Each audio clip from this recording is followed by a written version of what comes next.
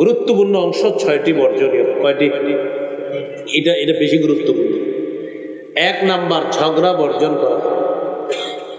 সহিহ বুখারীর 1904 নম্বর হাদিস, রাসূল সাল্লাল্লাহু আলাইহি সাল্লাম বলেন, ইজা কানা ইয়াউমু সাওমি আহাদিকুম ফালা ইয়ারফুস ওয়ালা ইয়াসখাত। তোমাদের কেউ যখন রোজা অবস্থায় থাকবা, সে যেন অশ্লীল কথা না বলে, সে যেন বাদানুবাদ না করে। ফাইন সাব্বাহু আহাদুন আও কাতালা, কেউ যদি রোজাদারের সাথে ঝগড়া করে, লড়াই করে, তখন ওই ব্যক্তি বলবে ইন্নী সাইম, আমি রোজাদার। বুখারী অন্য বর্ণনায় আসছে 2 বার বলবে আমি রোজাদার। তাহলে এই রমজানে আমাদের সাথে কেউ ঝগড়া করতে আসলে আমরা 2 বার বলবো আমি রোজাদার, আমি রোজাদার। কয়বার বলবো? 2 বার। কেউ যদি ঝগড়া করে, বাস ভাই আমি রোজাদার, আমি রোজাদার, এই 2 বার বলে দিব। তাহলে 1 নাম্বার ঝগড়া পরিহার করা। 2 নাম্বার অনর্থক কথা পরিহার করা। অনর্থক কথা কাকে বলে? একটু তাকান আমার দিকে। অনর্থক কথা কাকে বলে? এটা কি পাঞ্জাবি? বলেন। আসলে পাঞ্জাবি? আসলে এটা তো পাঞ্জাবি, মানে ফাও কথা হয়। এই দাবি মানে হুদাই জিজ্ঞাসা করতে অনর্থক কথা। এটা হলো কি কথা? অনর্থক কথা। এটা হ্যান্ড টিস্যু, তো এটা তো টিস্যু। মারবার করতে মানে এটা টিস্যুর উপরে কেন্দ্র করে 50টা কথা বলছে, অনর্থক কথা। তো এই অনর্থক কথা বর্জন করা 2 নম্বরে। সহিহ বুখারীর 2477 নম্বর হাদিসের বর্ণনা, রাসূলুল্লাহ সাল্লাল্লাহু আলাইহি সাল্লাম বলেন, ইন্নাল্লাহা কারিহা লাকুম সালাসা, আল্লাহ তোমাদের জন্য 3টি বিষয় পছন্দ করেছেন। 1 নাম্বার কিলা ওয়া ক্বাল, অনর্থক কথা বলা আল্লাহ পছন্দ করেছেন। 2 নাম্বার ওয়া ইদাআতাল মাল, সম্পদ অযথা নষ্ট করা আল্লাহ পছন্দ করেছেন। 3 নাম্বার কাসরাতাস সুআল, অনর্থক প্রশ্ন করা আল্লাহ পছন্দ করেছেন। ওই যে ওনারে পাঞ্জাবি নিয়ে 3টা প্রশ্ন করছে, আর তো পাঞ্জাবি প্রশ্ন করছি 3-4টাই, অনর্থক প্রশ্ন করা আল্লাহ পছন্দ করেছেন। এই হলো 2 নাম্বার, অনর্থক কথা বলা যাবে না। 3 নাম্বার মিথ্যা কথা পরিহার করা। একটু আমার সাথে বলেন, মিথ্যা হলো সমস্ত পাপের আম্মা। সমস্ত পাপের মা কি? মিথ্যা কথা বলা। সহিহ বুখারীর বর্ণনা 1903 নম্বর হাদিস, রাসূল সাল্লাল্লাহু আলাইহি সাল্লাম বলেন, মান লাম ইয়াদা কাওলা যুরি ওয়াল আমালা বিহি ফালাইসা লিল্লাহি হাজাতুন ফি আইয়াদা তাআমা ওয়া শারাবা। যে ব্যক্তি রোজা রেখে মিথ্যা ছাড়তে পারলো না, সে যে খানা খাইলো না সারাদিন। আপনি রোজাদার, সারাদিন খান নাই, পান করেন নাই, নবীজি বলেন তোমার না খাওয়া আর না পান করার মধ্যে আল্লাহর কাছে কোনো গুরুত্ব নাই, কারণ তুমি মিথ্যা কথা বলতে বলো, মিথ্যা ছাড়তে পারো না। ভাই জুতা কত? ঈদের সিজন 1200 টাকা, 1150 দিই। আল্লাহর কসম 1140 করে কিনা। কত করে কিনা? যাই হোক, হইতে পারে 1140। যদি 1140 হয় তাহলে সত্য কথা, কিন্তু আপনি খোঁজ নিয়ে দেখলেন 500 করে কিনা, তাহলে 640 মিথ্যা কথা। বাকি 640 কি হলো? মিথ্যা কথা। বুখারীর বর্ণনা আসছে, কিয়ামতের ময়দানে 5 জন দাগী আসামির একজন হবে যে মিথ্যা শপথ করে পণ্য বিক্রি করে। মিথ্যা শপথ করে যে পণ্য বিক্রি করে, মিথ্যা কথা বলে, 5 জন দাগী আসামির একজন হবে এই মিথ্যা কথা দিয়ে। তাহলে মিথ্যা পরিহার করা, এটা 3 নাম্বার। 4 নাম্বার গীবত পরিহার করা। এটারও একটা বাংলা বলি সুন্দর, যদি পারেন কেউ লেমনিটিং করে ঘরে টানায় রাখবেন। বলেন যে আমল ধ্বংসের নীরব ঘাতক গীবত। আবার আমল ধ্বংসের নীরব ঘাতক গীবত। মানে আপনি বুঝতে পারবেন না, আমি আর উনি বসে বসে কথা বলতেছি, আমার জানাও নাই যে আমার আমলগুলো আরেকজন আমি দিয়ে দিতেছি। আমি ওনার সাথে বসে একজনের গীবত করতেছি, তো যার গীবত করতেছি আমি তো মাশাআল্লাহ ওনার সাথে বসে বসে গীবত করতেছি আর তাহাজ্জুদ নামাজের ফিরিস্তি শোনাইতেছি, কিন্তু আমার এই সব আমল নামা অন্যদিকে চলে যাচ্ছে।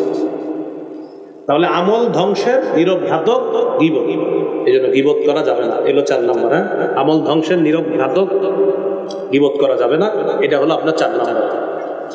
5 নাম্বার লৌকিকতা পরিহার করা।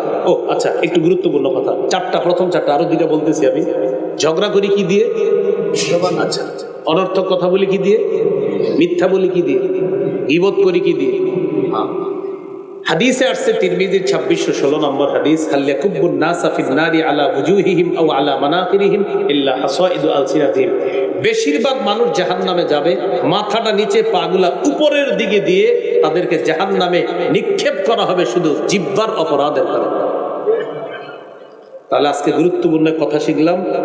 মিথ্যা বলি জিহ্বা দিয়ে, অনর্থক কথা বলি জিহ্বা দিয়ে, ঝগড়া করি জিহ্বা দিয়ে, গীবত করি জিহ্বা দিয়ে, আর জিহ্বা বেশিরভাগ মানুষকে জাহান্নামে নিবে।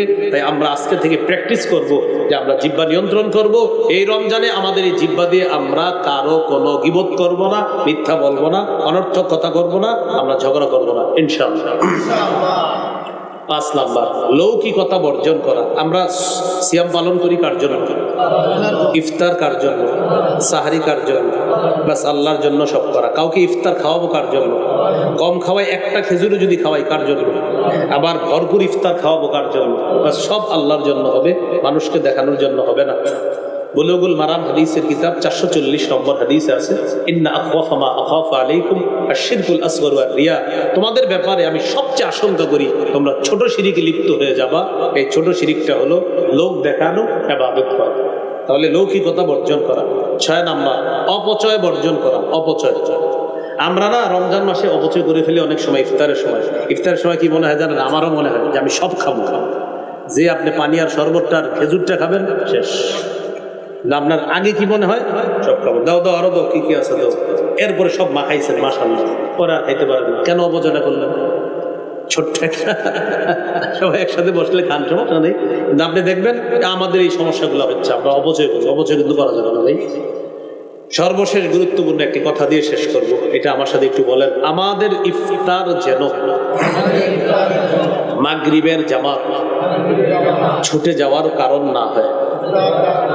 যদিও এই কাজটি অনেক বেশি হয় না? ইফতার করে আস্তে আস্তে ঢেকুর তুলে পান খায়, চা খায়, আরো নাকি ওনার লাগবে অনেক কিছু। এরপর মসজিদে আসে, আসসালামু আলাইকুম, আসসালামু আলাইকুম, নমস্কার। প্রিয় ভাইয়েরা, শেষের কথাটা অনেক গুরুত্বপূর্ণ। আমাদের ইফতার যেন আমাদের মাগরিবের জামাত ছুটার কারণ না হয়। আরেকটি গুরুত্বপূর্ণ বাংলা বলছি আপনাদেরকে, আল্লাহর এক ইবাদত পালন করতে গিয়ে আরেক ইবাদতে যেন শিথিলতা না আসে। আমার রবের এক বিধান পালন করতে গিয়ে আরেক বিধানে যেন শিথিলতা না আসে। রোজা আমার রবের বিধান, ইফতার আমার রবের বিধান, মাগরিব আমার রবের বিধান, সবগুলো আমি যথা সময়ে সঠিকভাবে করা, এটাও আমার রবের বিধান। মনে থাকবে তো ইনশাআল্লাহ? আল্লাহ তৌফিক দান করুন। এখন আপনাদেরকে সর্বশেষ একটা আবদার, সাদা দাড়িওয়ালা, সাদা দাড়ি যাদের, হাদিসে আসছে তাদের দোয়া ফিরাইয়া দিতে আল্লাহ লজ্জা করে। সুবহানাল্লাহ। সাদা দাড়িওয়ালা যারা দোয়া করে, হ্যাঁ, ইন্নাল্লাহা লা ইস্তাহি লিযিশ-শাইবাতিল মুমিন। তো যে সাদা দাড়িওয়ালা যারা, তারা আপনার অনেক বরকতি মানুষ, তাদের অনেক বরকতি মানুষ। হাদিসে আসছে ইকরামা বিশ-শাইবা, সাদা দাড়িওয়ালা যারা, তাদেরকে সম্মান করার কথা আসছে। এটা আপনার যে আল্লাহকে সম্মান করা।